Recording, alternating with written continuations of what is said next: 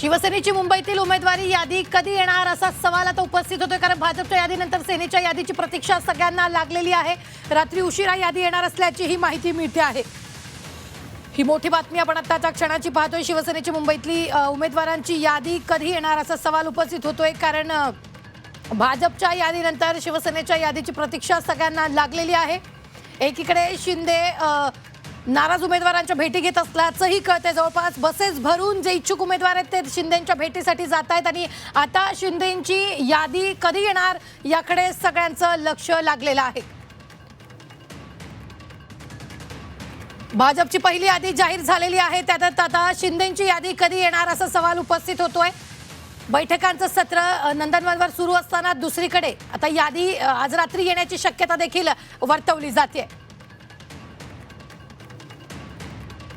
या संदर्भात ताजे अपडेट देत आहेत आपले प्रतिनिधी कपिल राऊत। कपिल, एकीकडे भाजपची पहिली यादी जाहीर झालेली आहे, तर दुसरीकडे जर आपण पाहिलं तर इच्छुक उमेदवार जे आहेत ते शिंदेंची भेट घेण्यासाठी पोहोचतायत। बसेस भरून चक्क शक्ती प्रदर्शन करत उमेदवार तिथं पोहोचतायत। शिंदेंची यादी कधी येणार, काय ताजे अपडेट आहे? नक्कीच महायुतीच्या अनेक बैठकांच्या सिलसिला सुरू आहेत आणि अजून त्या बैठका सुरूच आहेत। आत्ताही एक बैठक सुरू आहे। त्याचबरोबर जे इच्छुक उमेदवार आहेत की ज्यांची तिकीट कापलं गेलेलं आहे असे जे उमेदवार आहेत ते आता एकनाथ शिंदेंच्या नंदनवन या ठिकाणी दाखल व्हायला सुरुवात झालेली आहे।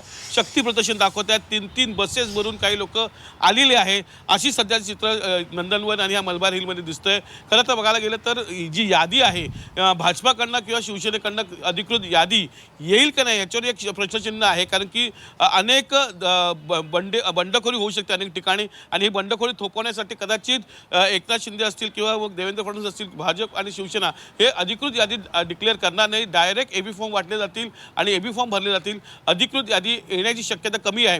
तरी पण असं बोललं जातं का जी खलबतं सुरू आहेत नंदनवनवरती त्या अनुषंगाने आज रात्री उशिरापर्यंत शिवसेनेची एक यादी येऊ शकते, ज्या ठिकाणी कसलीच तडजोड नाही आहे, ज्या ठिकाणी कसलेही तंटा नाही आहे, महायुतीमध्ये वाद नाही आहे, अशी जी यादी आहे ती पहिले समोर येऊ शकते। आणि ज्या ठिकाणी वाद आहे, ज्या ठिकाणी तिकीटं कापली गेली आहेत, इच्छुक उमेदवारांची रांगा जास्त आहेत, बंडखोरी होऊ शकते, अशा ठिकाणच्या ज्या जागा आहेत त्याची जी यादी आहे ती कदाचित डिक्लेअर करणार नाही। त्यांना डायरेक्ट एबी फॉर्म दिले जाणार, कारण की बंडखोरीचा मोठा ताप हा दोन्ही नेत्यांच्या डोक्याला आहे। कशा प्रकारे हे संवायचं याकडे सर्वांचेच नेते आता बसलेले आहेत।